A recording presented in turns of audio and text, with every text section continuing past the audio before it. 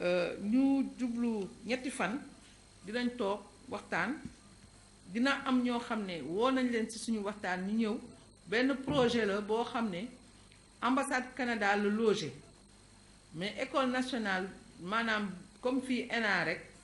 ñoom ñoo def projet bi am ñu ci yabal Sénégal ñu koy liggéey ñooñu ñu bëgg a jàpp institution yi jàppale institution yi pour que thématique réduction genre ak réduction des inégalités pour institution yi ñu approprier ko donc loolu dañ ciy sawar parce que ci sunu biir am na commission genre et relations professionnelles présidente baa ngi ni toog wax dëgg loolu tamit dañ ko soxla woon dafa nekkoon ci suñu plan d'action kon tey bu ñu amee ñu ñëw pour jàppale ñu ci loolu dañu ci sawar loolu dinañ ko liggéey suba donc mu wone rek temps mort du fi am nit ñi dañoo fas yéene bu ñu jógee ci jotaay bi ñu am ay résultats probants résultat moom ñàkkul sax ndax tey lépp looy liggéey da nga ko nar a fësal da nga ko nar a vulgariser te yàlla may nañu ak dimbal BIT bureau international du travail bureau de Dakar mu am ñaari rapport yu am solo yoo xam ne tey édité nañ ko di ko vulgariser ci institution yépp mooy benn boo xam ne fii lañ ko defee Mbour sur l'employabilité des jeunes boobu xale yaa ngi jël gaal yi di dem di gaañu ci géej gi ñu def ko beneen bi mu nekk sur les entreprises en difficulté ñu bokk def ko ak organisation bu ñuy wax CNES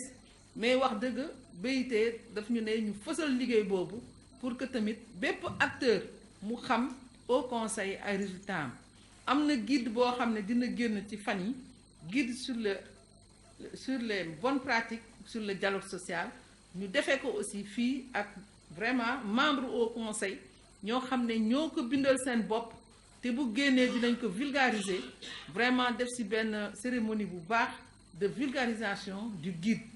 parce que tey dialogue social xam nañ ni fépp fu lépp lu am tey bu naree bu ñu bëggee mu baax xaw ñu dugal ci dialogue social waxtaan Wolof Njaay dafa ne ci la lépp xëj loolu dañ ko démontrer scientifiquement par le dialogue social. Renforcement de capacité de ses membres qui est devenu une tradition bien ancrée. C'est tout le sens de nos travaux durant ces 3 jours qui devront nous permettre de nous approprier les questions soulevées et d'approfondir la réflexion sur les conclusions de la 109e conférence internationale du travail. Comme vous le savez, la pandémie du Covid-19 et les mesures de riposte engagées ont perturbé nos vies et nos habitudes. C'est ainsi que la CIT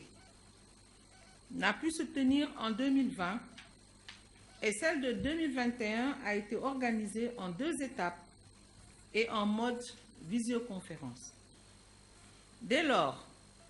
les mandants tripartites n'ont pas eu, comme de coutume, l'occasion d'échanger de vive voix autour des questions qui étaient à l'ordre du jour.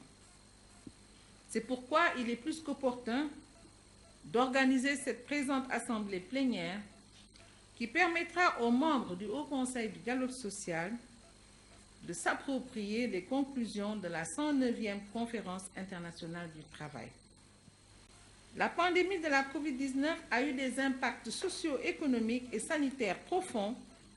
qui ont bouleversé la quiétude de l'humanité tout entière, en général, et le monde du travail en particulier. En effet, on a assisté à des fermetures et faillites d'entreprises, des pertes d'emplois et de revenus, une perturbation des chaînes d'approvisionnement, une aggravation de l'informalité,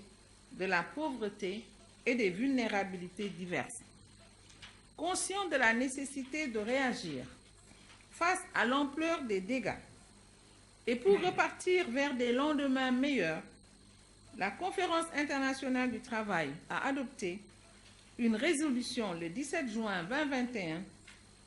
je cite, « Appel mondial à l'action en vue d'une reprise centrée sur l'humain qui soit inclusive, durable et résiliente pour sortir de la crise du Covid-19. »